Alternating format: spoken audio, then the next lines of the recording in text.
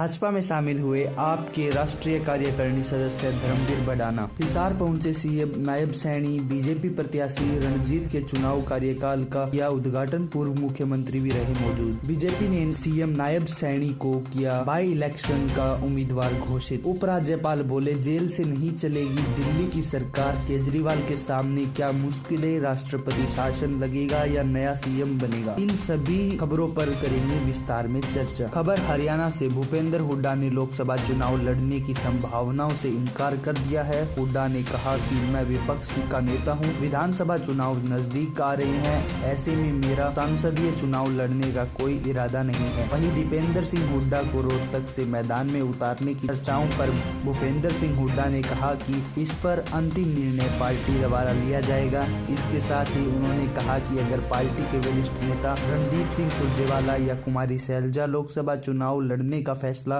करते हैं तो हमें खुशी होगी। अभय सिंह ने बीजेपी पर साधा निशाना। INLD के नेता अभय सिंह चौटाला ने कहा न तो बीजेपी और न ही कांग्रेस के पास है उम्मीदवार। अभय ने कहा अगर ऐसा होता तो बीजेपी उनको टिकट नहीं देती जिन्होंने बीजेपी का दामन केवल 30 मिनट पहले थामा था। देश के पूर्व सॉलिसिटर जनरल हरीश सावले समेत 500 से ज्यादा वरिष्ठ वकीलों ने चीफ जस्टिस ऑफ इंडिया को चिट्ठी लिखी है। इसमें कहा गया है कि न्यायपालिका खतरे में है और इसे राजनीतिक और व्यावसायिक दबाव से बचाना होगा। वकीलों ने लिखा कि न्यायपालिका की अखंडता को कमजोर करने की कोशिश की जा रही है। हम वो लोग हैं जो कानून को कायम रखने के लिए काम करते हैं।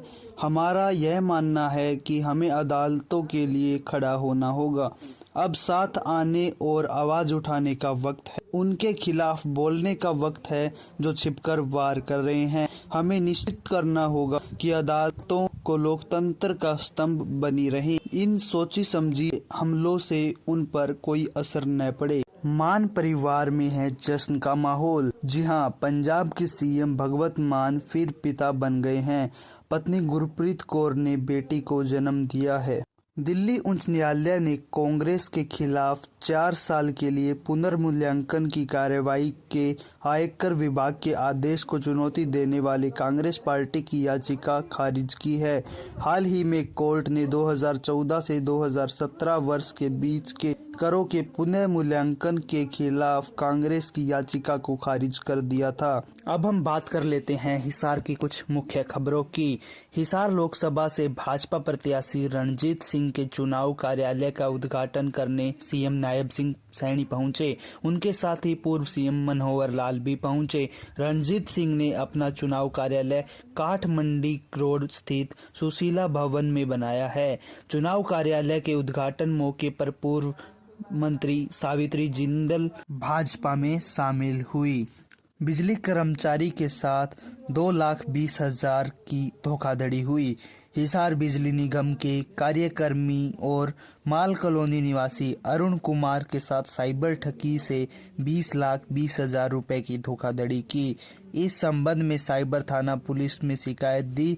पुलिस ने अज्ञात के खिलाफ धोखाधड़ी का केस दर्ज कर जांच आरंभ कर दी है। आज के लिए इतना ही। मिलते हैं आपको कल सुबह इसी समय पर।